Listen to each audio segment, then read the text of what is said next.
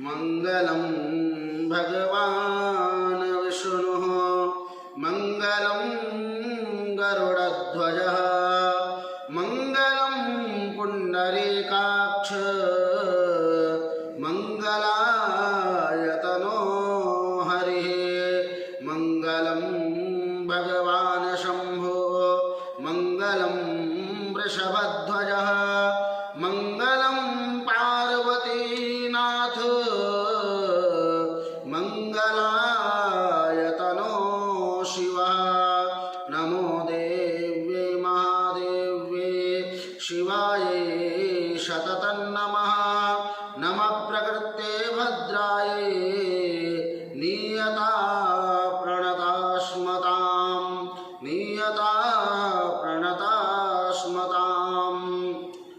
नमस्कार, जय श्री राम, हर हर महादेव। आज 21 अप्रैल 2020 चतुर्दशी तिथि।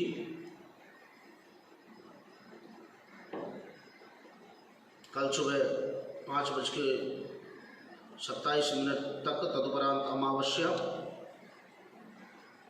उत्तरा भाद्रपद नक्षत्र सुबह 10:20 तक, तदुपरांत रेवती नक्षत्र कल दिन 12:30 बजे तक। हनुमान जी का विशेष दिन मंगलवार और प्रमादी नामक संवत्सर। कल भगवान शिव का दिव्य प्रदोष व्रत हुआ, उसकी कथा आप लोगों ने सुनी और किस प्रकार से गौरी शंकर का पूजन इत्यादि अभिषेक कर्म किया जाता है। तो आप लोगों ने वीडियो के माध्यम से, कथा के माध्यम से सुना, पढ़ा और समझा। आज चतुर्दशी है, कल अमावस्या पूरे दिन पूरे रात, परसों सुबह 7:24 तक। तो विशेष अमावस्या कल ही मानी जाएगी। इस समय हमारी जो स्थिति है बहुत गंभीर है। जिस प्रकार हमारे दिन व्यतीत हो रहे हैं, बीत रहे हैं, उसी प्रकार हमारी चिंताएं और ज़्यादा बढ़ रही हैं। जिस प्रकार हम इस महामारी के मध्य अपने अपने घरों में घिरे हुए हैं, अपने अपने घरों में बंधन में बंधे हुए हैं और नई नई चीज़ें सुनने को यहाँ से वहाँ से कहीं से जो मिल रही है, उसके माध्यम से मन और ज़्यादा विचलित हो जाता है। अभी जो महामारी है, इसने अपना प्रचंड रूप धारण किया हुआ है और माने अवश्य किया हुआ है। यदि भारत में लॉकडाउन नहीं होता तो अवश्य इस समय प्रचंड रूप आप इस महामारी का देख पाते।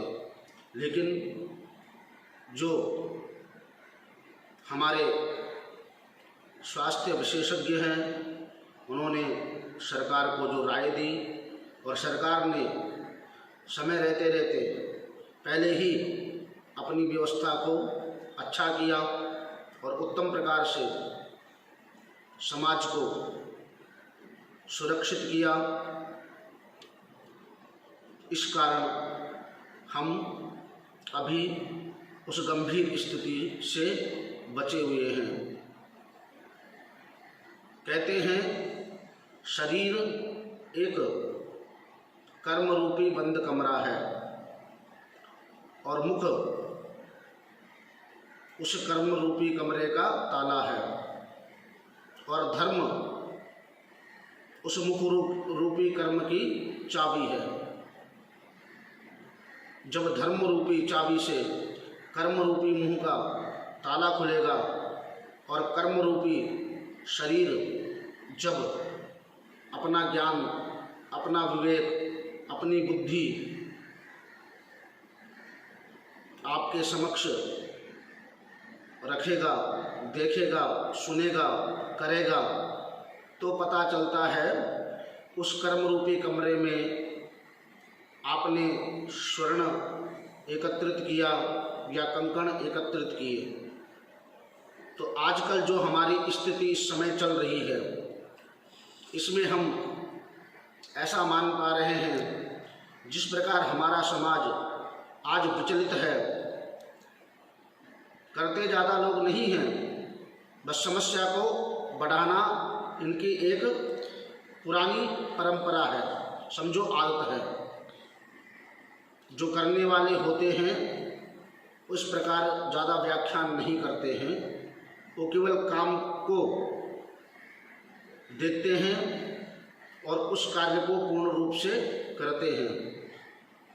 कभी बोलने वाला काम को, कार्य को पूर्ण नहीं करेगा।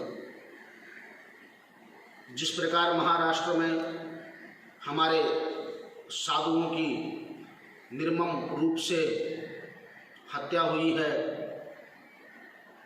उस बारे में भी काफ़ी चर्चाएं हो रही हैं। आशा है महाराष्ट्र सरकार, हमारी केंद्र सरकार उस स्थिति को अच्छे रूप से सुलझाने का प्रयास करेंगी, क्योंकि ब्राह्मण समाज पे या ब्रह्म पे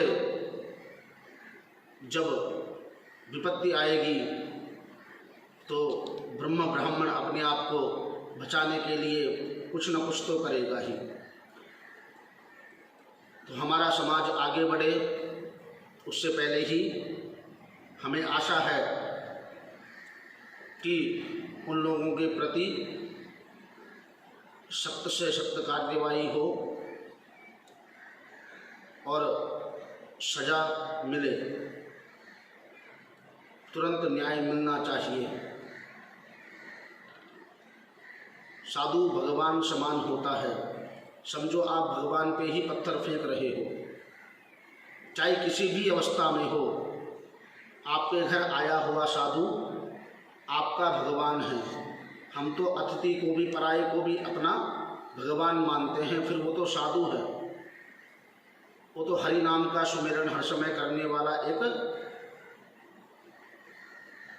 भगवान धरती पे है। आप उनके साथ ऐसा कुकृत्य कर रहे हैं, उस चीज़ से हमें बहुत ज़्यादा क्षति पहुंची है और बहुत ज़्यादा ग्लानि भी हुई, बहुत प्रताड़ना भी हुई। और सबसे बड़ी बात, ये निंदनीय कार्य है। ऐसे करने वालों के खिलाफ सख्त से सख्त कार्यवाही होनी ही चाहिए और तुरंत होनी चाहिए। इसमें कोई इफ, वट इत्यादि शब्द नहीं आने चाहिए, क्योंकि हम जिस देश में रहते हैं वो सनातनियों का देश है, मनीषियों का देश है। यहाँ ऋषियों के द्वारा ही पहले राजाओं को स्थापित किया जाता था। जब कोई कुलगुरु, महामंत्री या कोई भी उच्च संत आदेश देता था राजा को, तब ही वो अन्यान्य कार्य करता था और तब वो सुरक्षित थे ज़्यादा और सुचारू रूप से अपना राज्य चलाने में सक्षम थे। आप इतनी कथाएं पढ़ रहे हैं, इतनी चीज़ें देख रहे हैं, उनमें इतने बड़े बड़े ऋषियों को आपने देखा है, पढ़ा है, समझा है, फिर ऐसा कुकृत्य आप कैसे कर सकते हैं? ये निंदनीय कार्य है, ऐसा ना करें। समाज के दोषी ना बने, इन चीज़ों के खिलाफ सख्त से सख्त कार्यवाही अवश्य हो। रामायण की कुछ चौपाइयाँ आजकल सभी लोगों के द्वारा आ रही हैं। उत्तराखंड में 120 और 121 नंबर दोहे के मध्य जो चौपाइयाँ हैं उसमें लिखा गया है कि जब घोर कलयुग आएगा, कलयुग की सीमाएं आगे बढ़ेंगी तो उसमें चमगादड़ मनुष्यों पे हावी होंगे, अपने रोगों से मनुष्यों को प्रभावित करेंगे, परेशान करेंगे और औषधि में उसका कहीं आपको उपचार नहीं मिलेगा। उसका उपचार एकमात्र आपको तब मिलेगा जब आप भगवत नाम का संकीर्तन करोगे, एकाकी रहोगे, एकांतवास में रहोगे, जिसको आज लॉकडाउन कहो। आज लॉकडाउन की परिभाषा वही है। स्वयं पाकी रहना होगा, इस प्रकार की उसमें चीज़ें लिखी गई हैं। तो आपको श्री हरि का भजन अवश्य करना है। उन्हीं के मध्य ये संसार चल रहा है और वही इसके पालन करता भी हैं।